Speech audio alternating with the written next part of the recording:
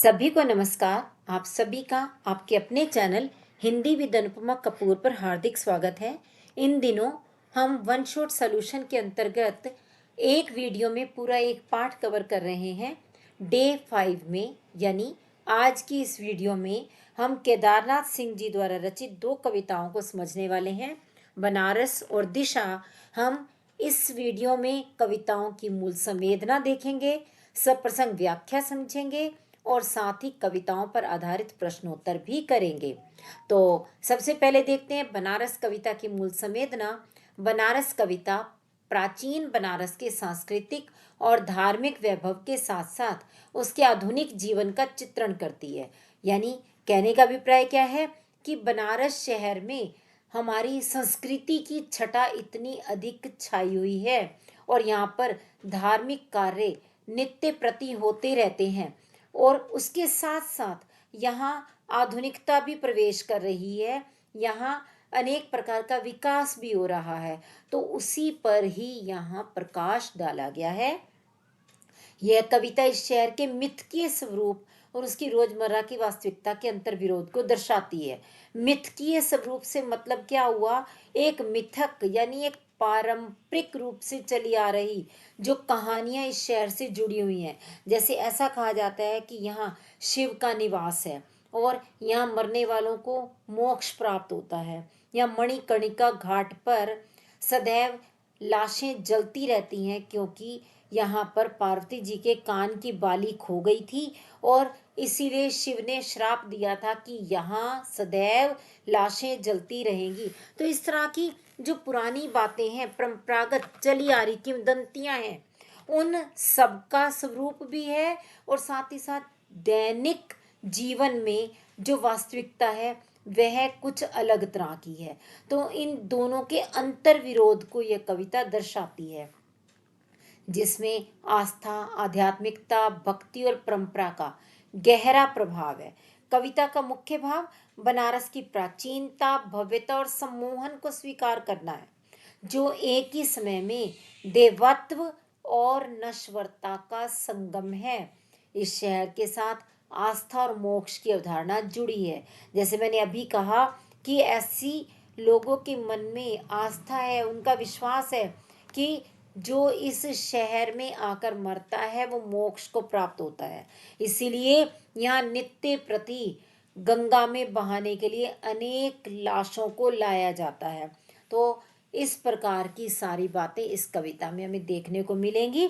तो चलिए शुरू करते हैं इस कविता की सप्रसंग व्याख्या, जो कि सबसे अधिक अंकों वाला प्रश्न है और इसमें 6 अंक की सप्रसंग व्याख्या आती है, जिसमें 1 अंक का संदर्भ, 1 का प्रसंग, 3 अंक की व्याख्या और 1 अंक का विशेष होता है। तो हम सप्रसंग व्याख्या की ओर बढ़ें उससे पहले यदि आपने चैनल को सब्सक्राइब नहीं किया वो कर लीजिए और साथ ही बेल आइकॉन को भी दबा लीजिएगा ताकि मेरी हर लेटेस्ट वीडियो की अपडेट भी आप तक पहुंच सके। तो देखते हैं पहला पद्यांश और उसकी सप्रसंग व्याख्या। इस शहर में वसंत अचानक आता है और जब आता है तो मैंने देखा है लहर तारा या मडुआ डी की तरफ से उठता है धूल का एक बवंडर और इस महान पुराने शहर की जीभ किरकिराने लगती है। तो यहाँ सबसे पहले हम देंगे संदर्भ। संदर्भ में 2 चीजें, पहली कविता बनारस और कवि केदारनाथ सिंह। फिर उसके बाद प्रसंग। इस कविता में कवि ने प्राचीन बनारस के सांस्कृतिक और धार्मिक वैभव के साथ साथ उसके आधुनिक जीवन का चित्रण किया है। इसकी व्याख्या देखिए। इस शहर में वसंत अचानक आता है। कवि का कहना है कि बनारस शहर में वसंत का आगमन अचानक ही हो जाता है और कवि ने स्वयं देखा है। यहाँ पर मैंने देखा है ना, यानी किसने? कवि ने देखा है। कवि कहता है कि मैंने स्वयं देखा है जब यहाँ पर बसंत आता है तो लहरतारा या मडवाडी, ये दोनों मोहल्लों के नाम हैं जो कि बनारस के प्रसिद्ध स्थान है। तो इन दोनों मोहल्लों की ओर से उठता है धूल का बवंडर। बवंडर यानी आंधी। धूल की आंधी उठने लगती है और इस महान पुराने शहर की जीभ किरकिराने लगती है। और उस समय जब वो धूल उठती है तो इस शहर के कोने कोने में वो धूल समा जाती है और उस धूल की किरकिराहट के कारण इस महानता से भरे हुए प्राचीन बनारस शहर के लोगों की जीभ भी किरकिरी हो जाती है और उन्हें ऐसा लगता है कि सब जगह किरकिरापन सा छा गया। तो कहने का मतलब बनारस शहर में वसंत के आगमन पर परिदृश्य बिल्कुल बदल जाता है, क्योंकि यहाँ बसंत के आने का पता फूल खिलने या नई कोपलों के फूटने से नहीं, बल्कि धूल के अंधड़ चलने से पता चलता है। आगे बढ़ेंगे और देखेंगे विशेष। देखते हैं विशेष। यहाँ पहला बिंदु है, यहाँ कवि ने बनारस में वसंत के आगमन के साथ धूल उड़ने का वर्णन किया है। दूसरा, इस महान शहर की जीभ किरकिराने लगती है में प्रभावी बिंब योजना है, क्योंकि आंखों के सामने एक दृश्य सा उभर आता है। मानवीकरण अलंकार का प्रयोग है, शब्द चयन सटीक है, भाषा सरल व प्रवाहमयी है, शैली प्रगतिवादी व प्रभावशाली है, शब्द शक्ति लक्षणा है, ओज गुण विद्यमान है, शांत रस है, मुक्त छंद है। आप देखेंगे प्रत्येक पद्यांश में यही के यही बिंदु ही रहेंगे, इसीलिए हम उन्हें बार बार पूरा नहीं पढ़ेंगे। केवल अंतर कहाँ आएगा, एक तो अलंकारों में और दूसरा जो पहला पहला बिंदु होगा मुख्य भाव क्या निकल रहा है, बस यही बदलेगा। तो चलिए देखते हैं दूसरे वाले पद्यांश को।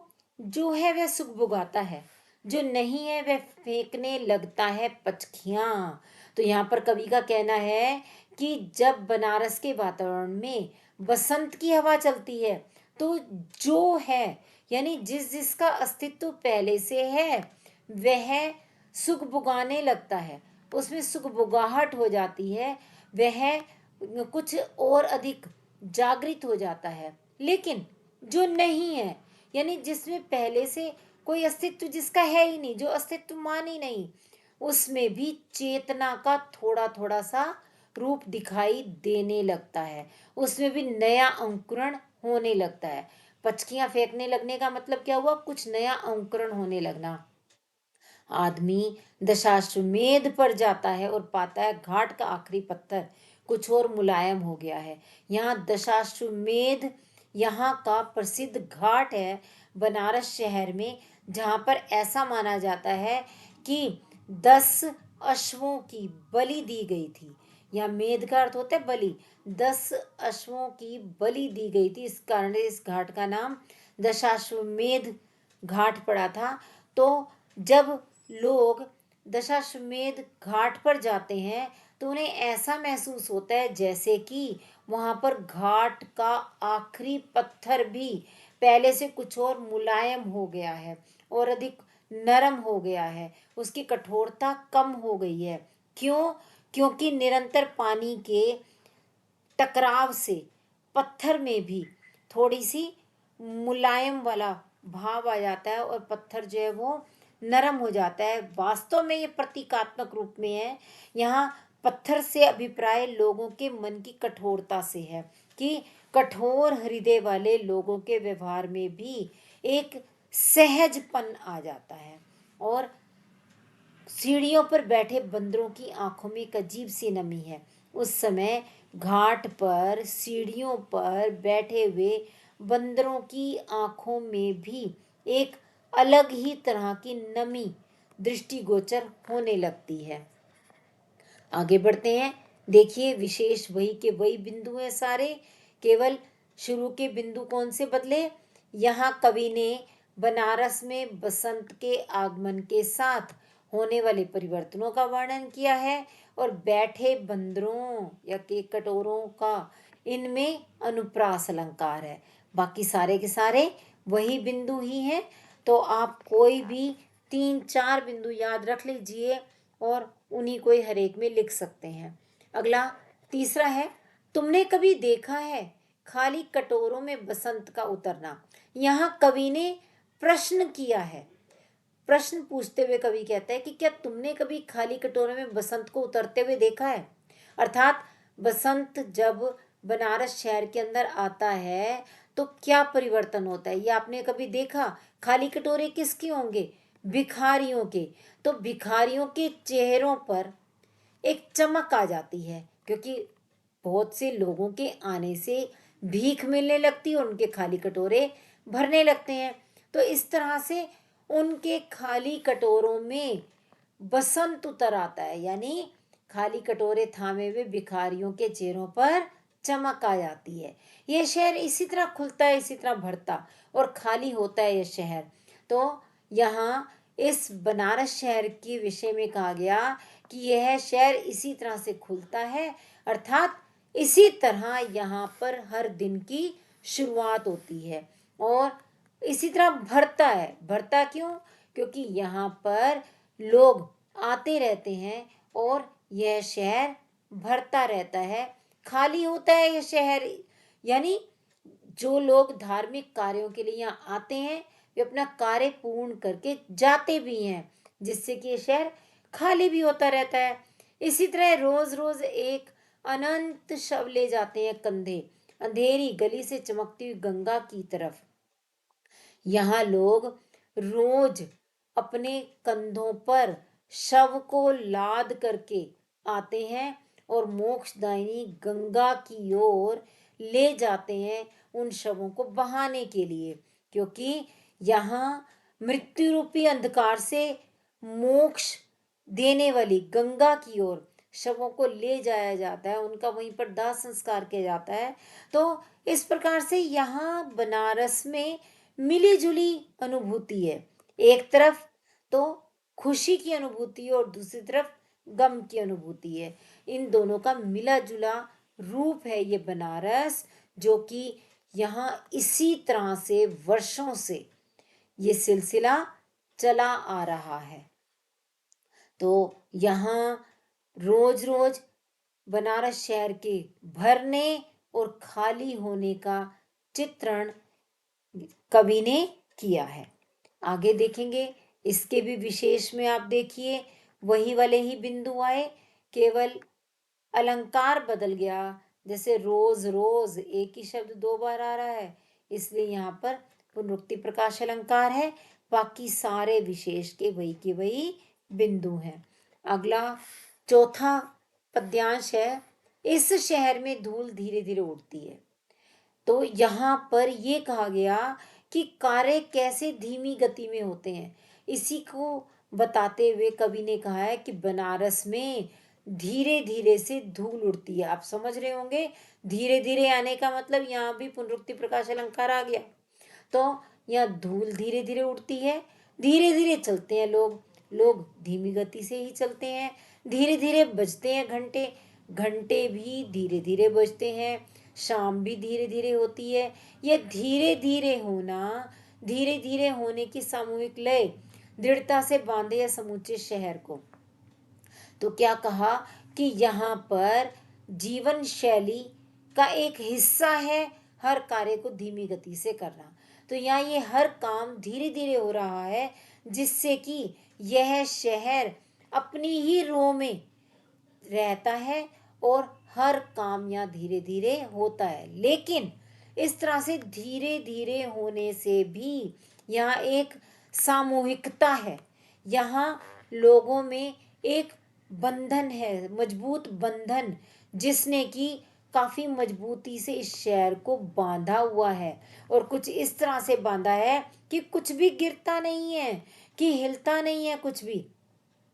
और उनकी इसी सामूहिकता की वजह से यहाँ पर जो चीज जैसी थी काफी हद तक वैसी की वैसी ही रहती है, वह टस से मस नहीं होती, कुछ भी गिरता नहीं है, कुछ भी अपने स्वरूप को छोड़ता नहीं है, हिलता नहीं, और जो चीज जहाँ थी वहीं पर रखी है।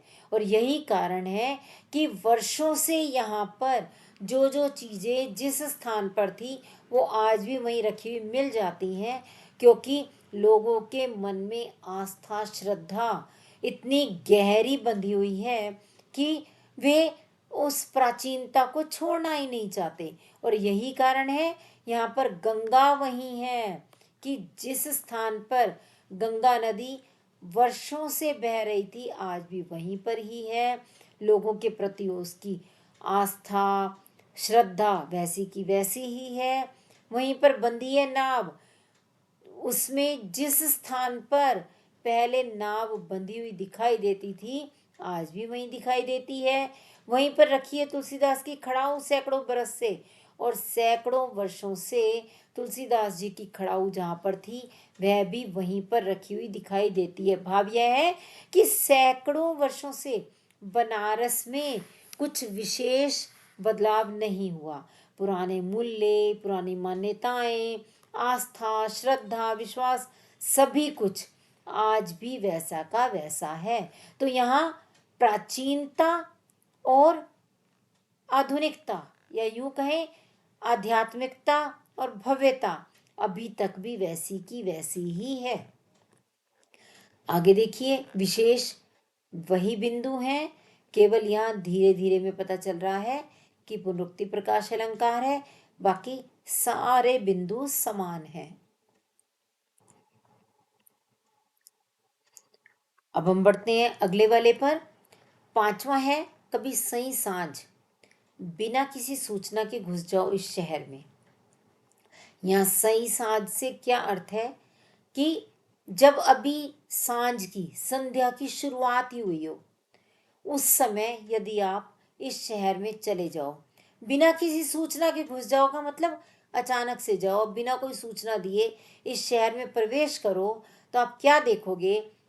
कभी आरती के आलोक में इसे अचानक देखो। उस समय शाम के समय यहाँ पर आरती हो रही होगी, और आरती के आलोक का अर्थ होता है प्रकाश। आरती के प्रकाश में आप इस शहर को जब देखोगे तो तुम्हें बहुत ही अद्भुत, अनोखी, आश्चर्यजनक चीजें दिखेंगी। अद्भुत है इसकी बनावट। तुम्हें लगेगा कि बनारस शहर की बनावट बहुत ही अनोखी है। यह आधा जल में है, आधा मंत्र में, आधा फूल में, आधा शव में, आधा नींद में है, आधा शंख में। अगर ध्यान से देखो तो यह आधा है और आधा नहीं है। आप यहाँ देख पा रहे होंगे कि आधा शब्द बार बार आ रहा है, और इसके बार बार आने से विशेष प्रभाव डालने का प्रयास किया गया है कि ऐसा अनोखापन दिखाई देता है, ऐसा लगता है मानो आधा शहर तो जल में खड़े होकर के अर्घ्य दे रहा है। आधा मंत्र में है, आधा शहर जैसे मंत्र उच्चारण कर रहा है, आधा शहर फूल बहा रहा है, आधा शवों को विसर्जित करने में निमग्न है, आधा अभी भी नींद की खुमारी में है, आधा शंख बजा रहा है। लेकिन वास्तव में यदि ध्यानपूर्वक देखा जाए तो यह शहर आधा होते हुए भी आधा नहीं है, अर्थात आधा बनारस प्राचीन संस्कृति के अनुरूप चल रहा है तो आधा नहीं। ऐसे मतलब यहाँ पर आधुनिकता भी आ चुकी है, आधा शहर अभी भी आधुनिकता के साथ है, जो कि केवल मिथकीय रूप को, प्राचीनता के रूप को, आध्यात्मिकता के रूप को ही लेकर के नहीं चल रहा। तो इस तरह यहाँ इस शहर में प्राचीनता और आधुनिकता दोनों का ही समावेश हो चुका है। विशेष में वही बिंदु, बस यहाँ पर देखिए पहला या आधा शब्द के बार बार प्रयोग से अर्थ और भाव में विशिष्टता आ गई है, और सही सांझ में अनुप्रास अलंकार है क्योंकि दोनों में ही स से शुरुआत हो रही है। बाकी सारे बिंदु वही पुराने हैं, इसलिए हम बार बार इन्हें पढ़ करके अपना समय व्यर्थ नहीं करेंगे। आगे बढ़ते हैं। कविता का अंतिम पद्यांश है, जो है वह खड़ा है बिना किसी स्तंभ के, जो नहीं है उसे थामे हैं राख और रोशनी के ऊंचे ऊंचे स्तंभ। यहाँ कवि का क्या कहना है कि बनारस शहर में जो कुछ भी विद्यमान है वो सब बिना किसी स्तंभ के, बिना किसी खंबे के, बिना किसी सहारे के ही खड़ा है।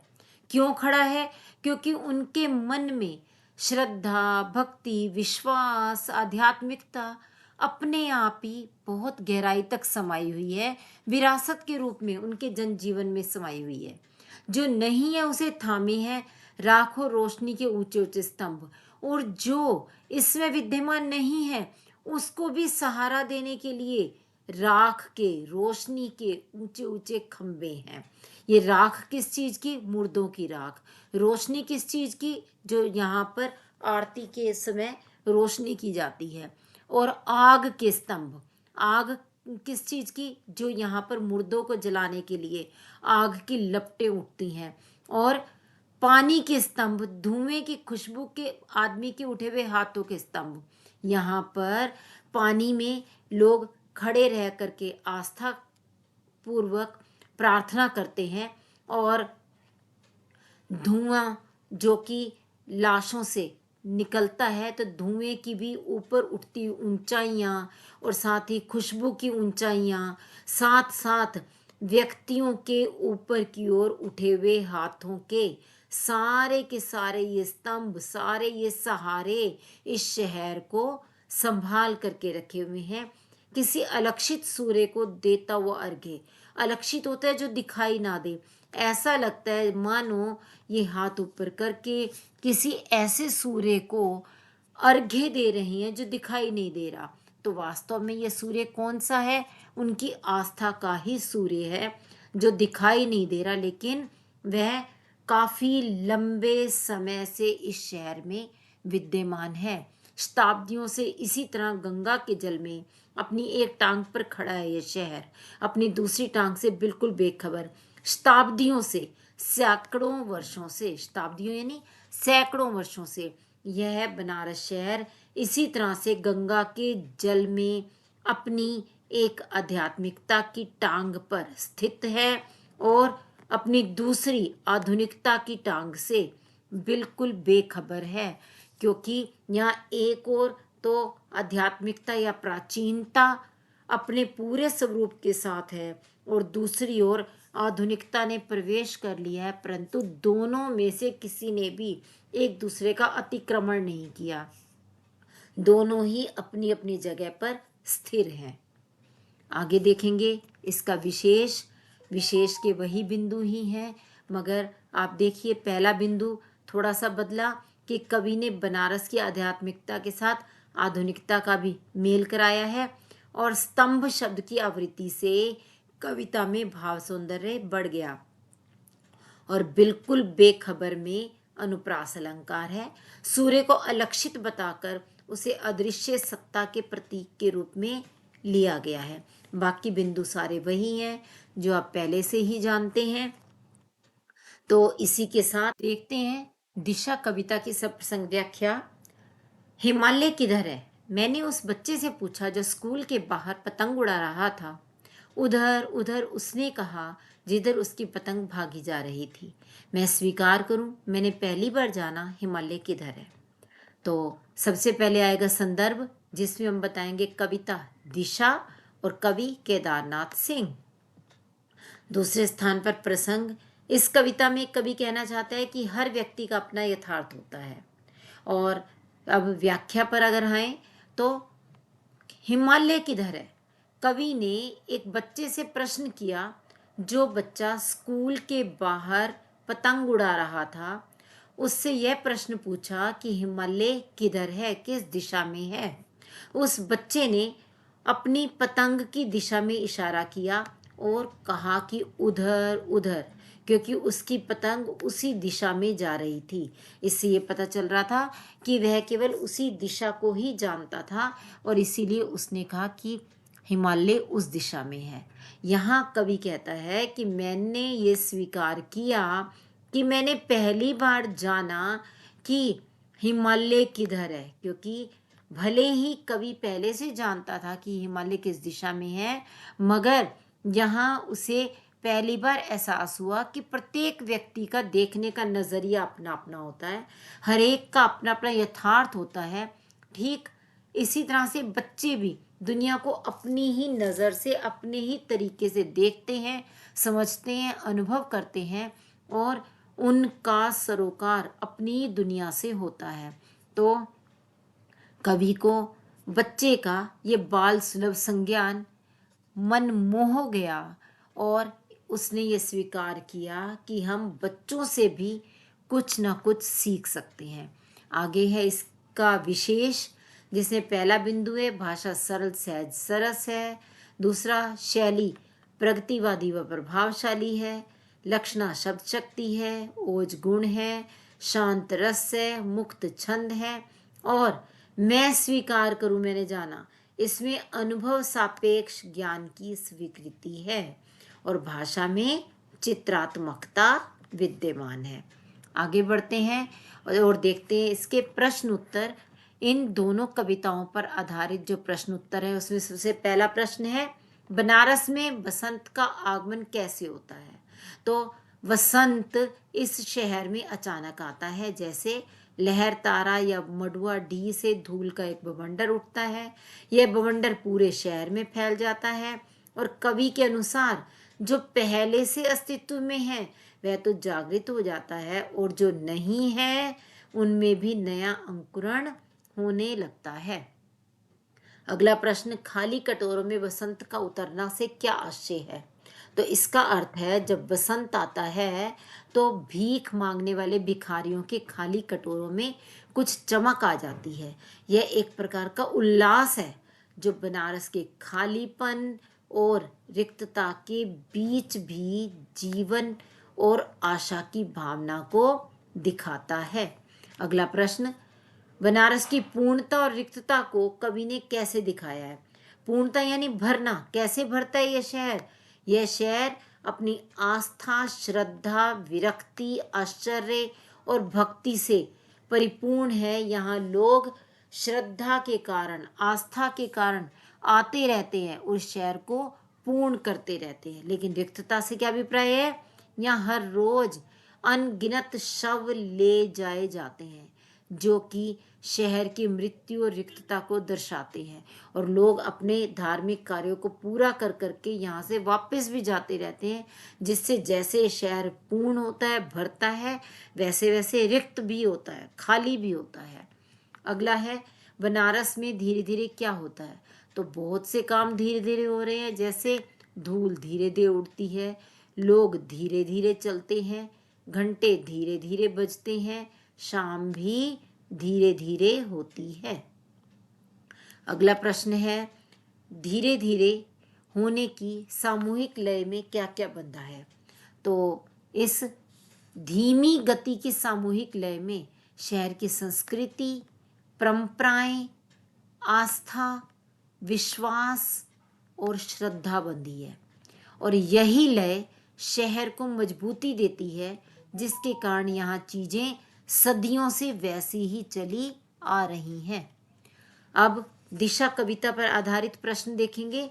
बच्चे का उधर उधर कहना क्या प्रकट करता है?